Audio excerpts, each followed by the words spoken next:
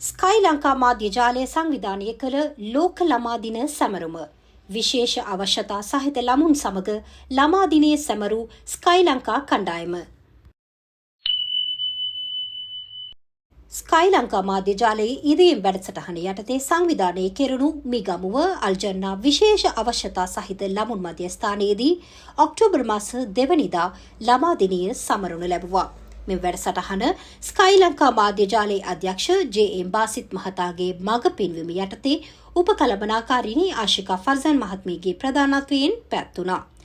අල්ජන්නා මධ්‍යස්ථානයේ අධ්‍යක්ෂ සබ්රි මොහම්මද් මහතා, විදුහල්පතිනිය සුල්ෆා මහත්මිය, ස්කයි තමිල් සමාජික ඉල්හාම් සහ ගුරු සිසුවන්ද එක්ව සිටියා. එහි ළමුන් සමග කේක් කපමින් සතුට බෙදාගත් අතර ශිෂ්‍ය කලා නාට්‍ය, චිත්‍ර තරඟ සහ වෙනත් ක්‍රියාකාරකම්ද පැවැත්වුණා.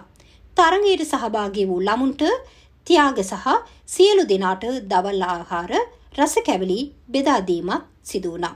එම අවස්ථාවේදී මධ්‍යස්ථානයේ අධ්‍යක්ෂ සහ ගුරුවරුන්ට ඔවුන්ගේ සේවය පිළිබඳ ප්‍රීතියෙන් ගෞරව දැක්වීමක් සිදු කළා.